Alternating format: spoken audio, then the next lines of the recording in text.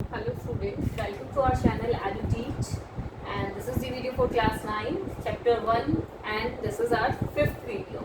ठीक है बेटा, आज इस वीडियो में हम क्या क्या डिस्कस करने वाले हैं.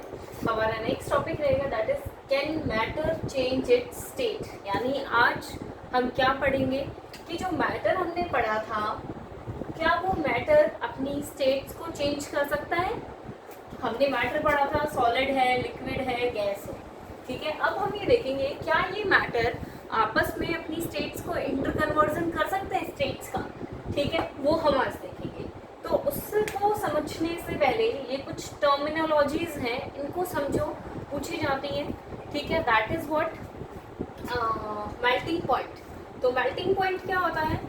मेल्टिंग पॉइंट का मतलब है बेटा, नाम से ही समझो, मेल्ट होना यानी पिघलना.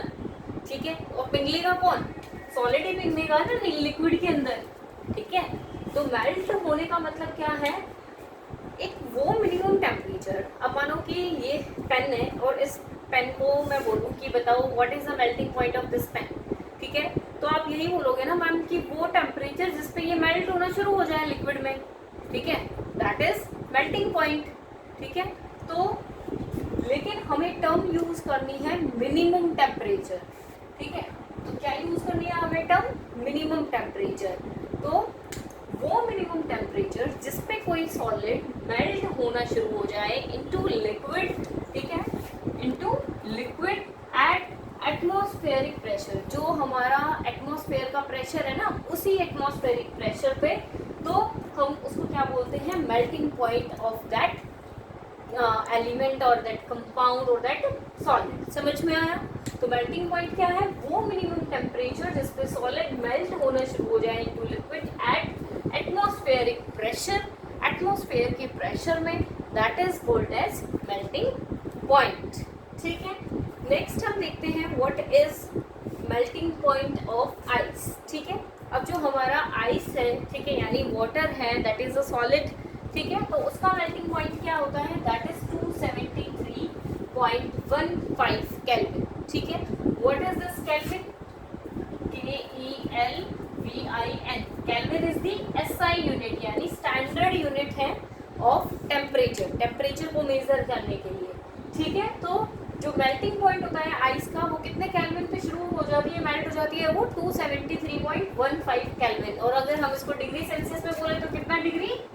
0 डिग्री सेल्सियस पे आइस मेल्ट होने शुरू हो जाती है. समझ में आया? मेल्टिंग पॉइंट ऑफ आइस क्या है? 273.15 केल्विन एंड 0 डिग्री सेल्सियस. मैंने यहाँ राउंड ऑफ नहीं लिखा है. ठीक है, उसके बाद हम देखते हैं what is latent heat of fusion. अब लेटेंट का मतलब क्या होता है? छुपा हुआ. ठीक है, जब भी कोई सॉलिड लिक्विड के अंदर कन्वर्ट हो रहा है तो उसके अंदर जो भी हीट है जिसकी वजह से क्या हो रहा है, जो फोर्स ऑफ अट्रैक्शन था जो पार्टिकल के बीच में, वो क्या हो रहा है? टूट रहा है.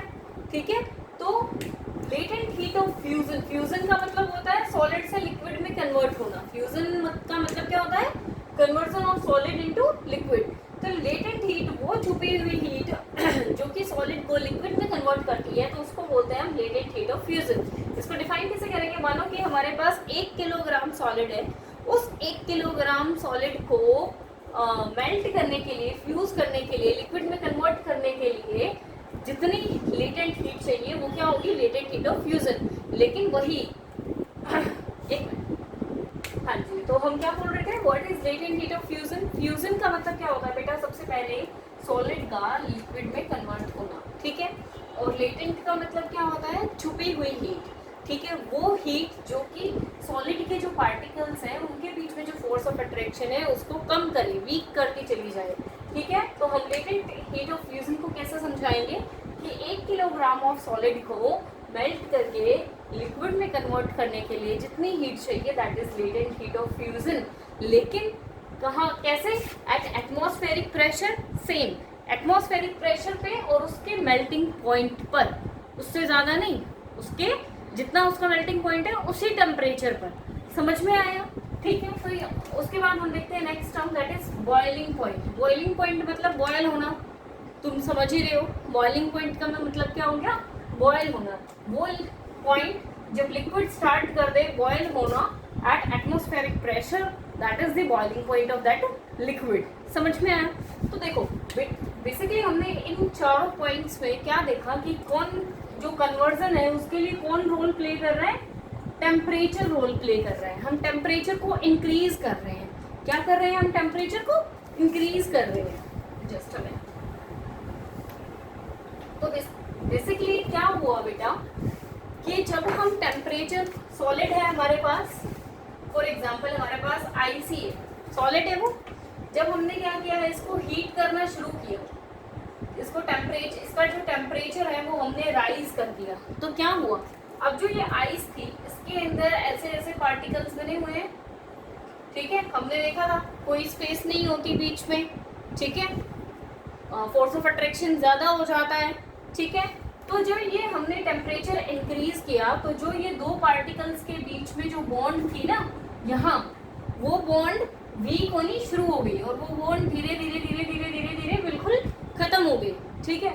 यानी अब ये जो पार्टिकल्स हैं इनकी जो काइनेटिक एनर्जी थी वो क्या हो गई, बढ़ गई, ठीक है। अब काइनेटिक एनर्जी क्या थी कि मोशन, फ्री जो मोशन कर रहे हैं, रैंडम जो मोशन कर रहे हैं पार्टिकल्स ऑल डायरेक्शन में, ठीक है, तो टेम्परेचर के कारण वो काइनेटिक एनर्जी बढ़ गई, इनकी फोर्स ऑफ अट्रैक्शन कम हो गई, तो ये और ज़्यादा फास्ट मूव करने लग गए और इनका कन्वर्जन हो गया इनटू लिक्विड स्टेट।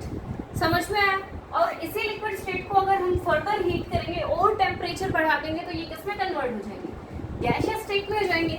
ये तो एक नॉर्मल सा एग्जांपल है जो तुम अपने घर पे भी करके देख सकते हो। किसी भी आप बाउल में, पतीले में आइस डालोगे, उसको हीट करना शुरू करोगे तो वो पहले लिक्विड में कन्वर्ट होगा और फिर उस लिक्विड को भी फर्दर हीट करते रहोगे तो वो क्या हो जाएगा, वेपर फॉर्म में, गैस फॉर्म में कन्वर्ट हो जाएगा। समझ में आया ना? ठीक है। तो यहाँ कौन प्ले कर रहा है रोल, टेम्परेचर रोल प्ले कर रहा है, solid to liquid and liquid to gas के कन्वर्जन। समझ में आया यहाँ तक आपको? ठीक है। उसके बाद मैंने आपको बताया था the melting point of ice is 273.15 kelvin, ठीक है। मैंने बताया कि वो कितने सेल्सियस के इक्वल होता है, 0 डिग्री सेल्सियस के इक्वल होता है, पूछा जाता है, प्लीज इसको याद रखना, ठीक है। तो अभी हमने देख लिया सॉलिड लिक्विड में कन्वर्ट होगा अगर उसको हीट कर देंगे, लिक्विड गैस में कन्वर्ट होगा अगर उसको हम हीट कर देंगे। इससे अपोजिट क्या होता है, अगर गैस को हम ठंडा करें, उसके ऊपर प्रेशर लगाएं तो वो लिक्विड में कन्वर्ट हो जाएगा, लिक्विड को कूल करें, उसके ऊपर प्रेशर लगाएं तो वो सॉलिड में कन्वर्ट हो जाएगा। समझ में आया? पॉइंट समझ में आया आपको? ठीक है। अभी देखते हैं, हम कन्वर्जन देखेंगे कि कैसे डिग्री सेल्सियस से केल्विन में हम बदल सकते हैं टेम्परेचर को, ठीक है। बेसिकली एंड ये होता क्या है, what is kelvin, what is degree Celsius, ये क्या होते हैं, दीज आर टेम्परेचर स्केल, जिसपे कि हम किसी भी ऑब्जेक्ट का टेम्परेचर मेजर कर सकते हैं, पता लगा सकते हैं कि इसका टेम्परेचर कितना है, ठीक है। समझ में आया ना? जैसे ह्यूमन बॉडी का नॉर्मल बॉडी टेम्परेचर कितना होता है, 37 डिग्री सेल्सियस। एक तीसरा स्केल भी होता है हमारे पास, फ़ारेनहाइट स्केल, डिग्री फ़ारेनहाइट में हम मापते हैं उसको, तो 37 डिग्री सेल्सियस कितने फ़ारेनहाइट के इक्वल होता है, 98.6 डिग्री फ़ारेनहाइट, ठीक है। एक जनरल क्वेश्चन है, ठीक है, याद आया तो मैंने साथ में करा दिया है आपको, ओके, ठीक है। तो हम अभी देखेंगे conversion of kelvin to degree and degree to kelvin. तो जब भी बेटा केल्विन से डिग्री सेल्सियस में आपको कन्वर्ट करना है, जब भी केल्विन से डिग्री सेल्सियस में आपको कन्वर्ट करना है तो आपको क्या करना पड़ेगा, सब्ट्रैक्ट करना पड़ेगा। क्या करना पड़ेगा, सब्ट्रैक्ट करना पड़ेगा। कितना करना पड़ेगा सब्ट्रैक्ट, 273, कितना करना पड़ेगा, 273 करना पड़ेगा। तो कितना सब्ट्रैक्ट करना पड़ेगा, 273 सब्ट्रैक्ट करना पड़ेगा। फॉर एग्जांपल हम लेके चलते हैं कि आप बताओ 373 केल्विन में कितने डिग्री होते हैं, तो हम क्या करें, 373 में से सब्ट्रैक्ट कर दें 273, तो कितना बचा, 100, तो कितना होता है 100 डिग्री सेल्सियस। इसका जस्ट अपोजिट करेंगे, अगर डिग्री से हमें किस में कन्वर्ट करना है, केल्विन में कन्वर्ट करना है, तो डिग्री से केल्विन में कन्वर्ट करने के लिए क्या करना पड़ेगा, ऐड करना पड़ेगा। तो 100 डिग्री सेल्सियस में ऐड कर दो 273, तो फिर से कितना आ गया, 373 केल्विन। क्या हो गया, 373 केल्विन। समझ में आया? यहाँ कितना हो गया, 100 डिग्री सेल्सियस। तो केल्विन से डिग्री तो माइनस करना पड़ेगा 273, और डिग्री टू केल्विन तो क्या करना पड़ेगा, ऐड करना पड़ेगा 273। समझ में आया? उसके बाद आप देखो इंटर कन्वर्जन जो होती हैं सॉलिड लिक्विड गैस में, वो किस तरीके से होती हैं, जब सॉलिड टू लिक्विड हो रहा है convert, solid to liquid, liquid to gas and gas to solid. समझ में आया? तो ये जो टर्मिनोलॉजीज हैं ये हम दोबारा एक बार डिस्कस कर लेंगे नेक्स्ट वीडियो में। जस्ट आपको एक बार इंट्रोडक्शन दे रही हूँ। सॉलिड से लिक्विड के में कन्वर्ट होने के लिए क्या बोलते हैं प्रोसेस को, फ्यूजन। अभी बताया था आपको। लिक्विड टू गैस वेपराइजेशन बोलते हैं, गैस टू सॉलिड डिपोजिशन। इनको हम नेक्स्ट वीडियो में दोबारा से डिस्कस करेंगे इन टर्म्स को, ठीक है। उसके बाद गैस से सॉलिड तो हो गया हमारा डिपोजिशन, लेकिन इनका उल्टा, जो सॉलिड से गैस को क्या बोलेंगे, सब्लिमेशन। गैस से लिक्विड को क्या बोलेंगे हम, कंडेंसेशन। और लिक्विड से सॉलिड को क्या बोलेंगे हम, सॉलिडिफिकेशन। समझ में आया? तो जो ये 6 टर्मिनोलॉजीज हैं, solid to liquid fusion, liquid to gas vaporisation, gas to solid deposition, liquid to solid solidification, solid to gas sublimation and gas to liquid condensation. इन प्रोसेसेस को हम दोबारा से नेक्स्ट वीडियो में कवर करेंगे, और जो नेक्स्ट आपके इन टेक्स्ट के क्वेश्चंस हैं उनको भी डिस्कस करेंगे। So thank you so much for watching my video and please subscribe our channel and share with your friends and like the video.